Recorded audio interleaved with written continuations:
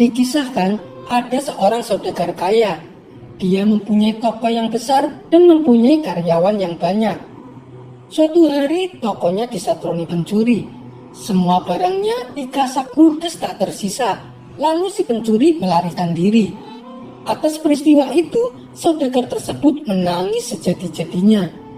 Kemudian ia merenung di depan tokonya. Dia memikirkan cara bagaimana supaya si pencuri tertangkap. Si pencuri kini menjadi kaya raya. Dia bersenang-senang dengan bebas dan menginvestasikan harta curiannya. Sementara saudagar tersebut sangat sedih atas raibnya harta kekayaan yang dimilikinya. Dia pun menyebarkan mata-mata untuk mengintai si pencuri. Namun tidak ada satupun yang berhasil menemukan jejaknya.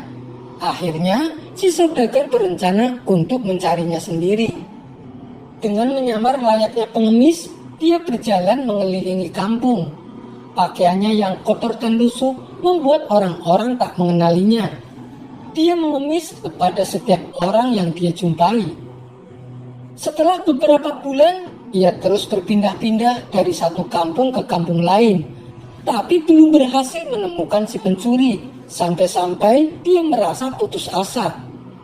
Ketika dia berniat kembali ke kampung halaman, di perjalanan dia berpapasan dengan iringan pedagang yang datang dari jauh. Ia lalu mendekati mereka dan mengamatinya dengan seksama. Saat bertatap muka dengan mereka, dia melihat salah satu orang menggunakan jubah mewah miliknya. "Bukankah itu jubah milikku? Dia pasti pencurinya," pikir saudagar tersebut. Ia pun segera menangkapnya. "Hai pencuri busuk, kau tidak akan bisa lolos dariku. Kau telah merampok semua hartaku," kata saudagar itu penuh emosi. Si pencuri tak kalah gertak. Ia berpura-pura tidak terima atas perlakuan saudagar tersebut. "Kurang ajar, mana ada pengemis punya harta banyak?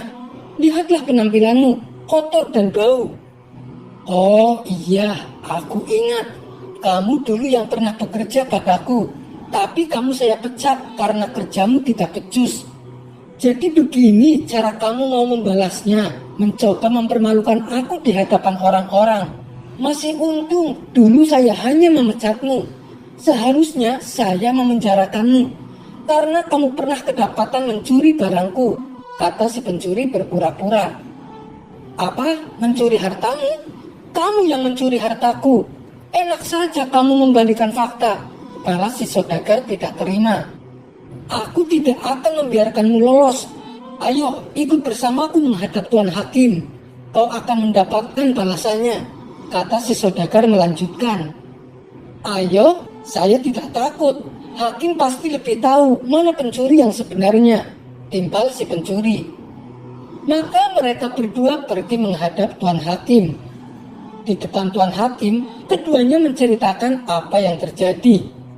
Si pencuri mengaku bahwa dia seorang saudagar dan menuduh si saudagar pernah mencuri hartanya. Sedangkan si saudagar mengatakan bahwa semua hartanya telah dicuri olehnya.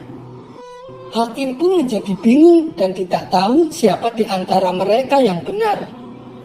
"Bila dilihat dari penampilan kalian berdua, sepertinya aku lebih mempercayaimu," kata Tuan Hakim menunjuk si pencuri. "Mana ada saudagar kaya berpakaian lusuh dan jadi pengemis," ucap Tuan Hakim sambil melirik si saudagar.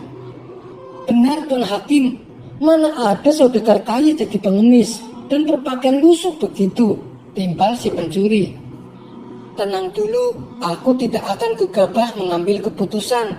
Namun aku juga tidak tahu bagaimana cara menyelesaikan masalah ini," tutur Tuan Hakim.